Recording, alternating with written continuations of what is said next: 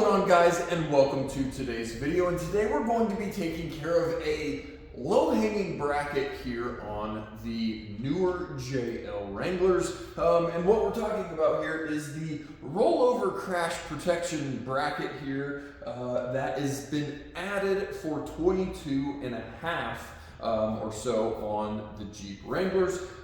It is this big hanging down bracket here in the passenger wheel well only.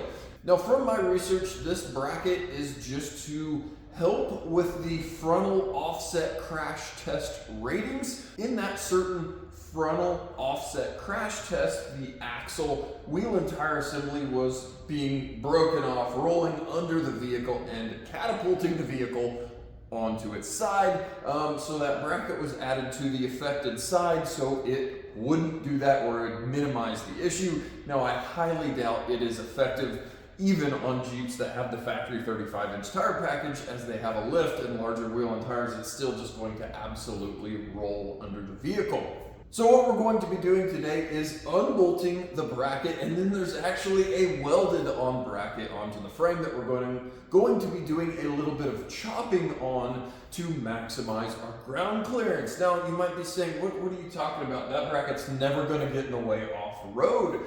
But that bracket does hang down about as far as the control arm bracket, and at least here in the Kansas area, our major off-road parks that are close, Tuttle Creek Off-Road Park, Kansas Rocks Off-Road Park, and Disney Off-Road Vehicle area. And we have a lot of rock ledges. So as the front tires travel off of that rock ledge, the rocks then go to the next point, which is the control arm brackets normally.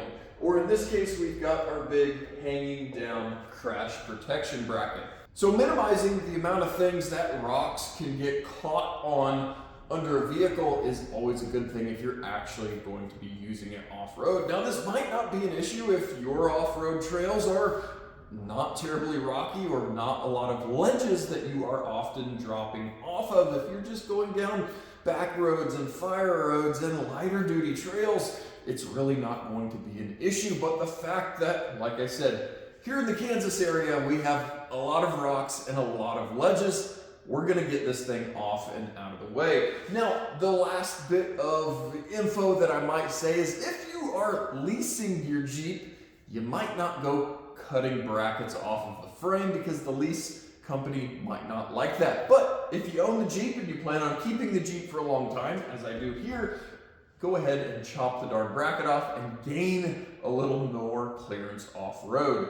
So guys, here is that bracket we are talking about. We've got 3 18mm bolts here, and then we have 2 18mm bolts here. Now, these are just quick and easy. Take those out. These two are really, really long, and I've seen conflicting reports on if you can get these out without cutting the bolts or not. So I personally have not pulled one of these brackets off before, so I will be learning with you guys and seeing if this will come off. So like I said, I'm gonna rip these out. I'm gonna start using a 18mm wrench to wrench these out and see if I can get this off without needing to cut the heads off of these bolts.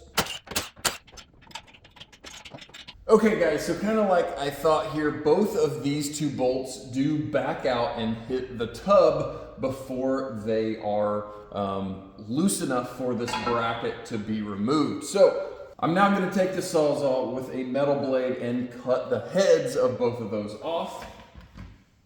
And then we'll be able to take pliers here on the shank of the bolt and loosen them the rest of the way and get this thing off. All right, guys, so off camera, that went pretty poorly. So we got our 3 bolts out here, and that was loose. And again, you're able to loosen these bolts out until they start to touch the body. I did also pull this plastic trim that goes behind the wheel liner here. That is a little closeout panel for the fender. I pulled that off just to get a little more room up here. It just has 2 plastic push clips here on the back.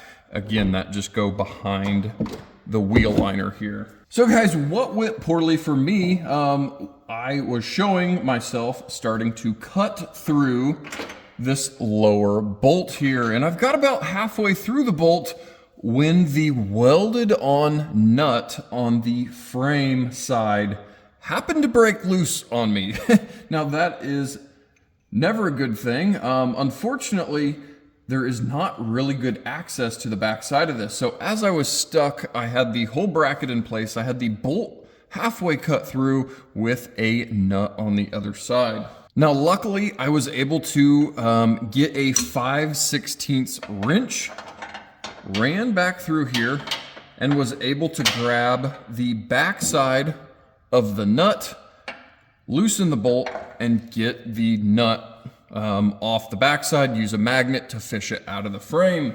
Once that was out of the way, I was able to loosen this bolt the rest of the way. It does start to touch the body here, but it was able to be kind of leaned outward of the body and then loosened the rest of the way. Now, I think if I was able to use a cutoff wheel and cut the heads off, that would have been a lot less vibration than the Sawzall that was vibrating and broke the spot welds here on this bolt. But if you look, the spot welds are really, really cruddy. You can see multiple that didn't even look like they penetrated any here on their little spot welds.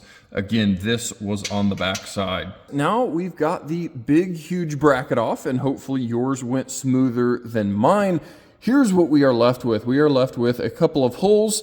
These would normally both have threads or the nuts on the backside, and then we've got this bracket here that hangs down and has this big flap here on the front. Now you could just leave it like it is now, throw your wheel back on and be done, but I'm gonna plan on chopping this bracket off here, frame height here, and then I'm going to, again, cut this big tab or flap. So I'm gonna have one cut coming down and then another cut right here. I'm gonna leave, obviously, the rest of the bracket here on the frame, but I'm just going to clean it up as much as possible, get all of this mess off the frame, and then we will clean this up. All right, so here is what we are left with. I ground down all of that bracket other than the part that is actually welded to the frame. So we're just a nice flat piece here. Obviously, we've got bare metal, so we need to shoot some black on there.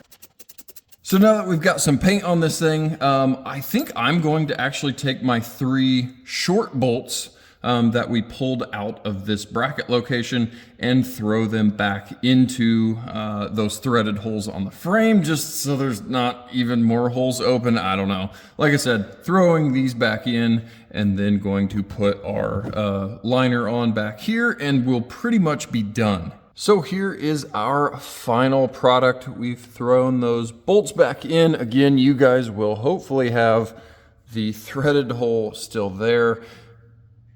But that is how we look now. A nice normal frame rail on a Wrangler instead of that big, huge, ridiculous bracket hanging down here. Well guys, that did not go as smoothly as planned. Like I said, when I was cutting one of those bolts, the nut welded on the inside of the frame broke loose and I had to get a wrench back there and it was not very nice.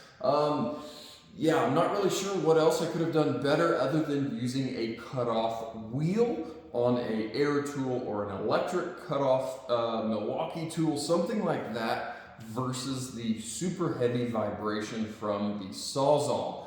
It just, yeah, it ended up breaking that nut loose. Like I said, luckily there is a very large opening right in front of those. I was able to get a wrench in there and get it apart, but it could have went really badly really quickly. So, yeah, I guess do this at your own caution. Hopefully yours won't have that issue. I have not heard of anybody online having that issue that I just ran into. They've cut the heads of the bolt off, taken the bolt off, used pliers then to twist the shank of the bolt and take the bracket off.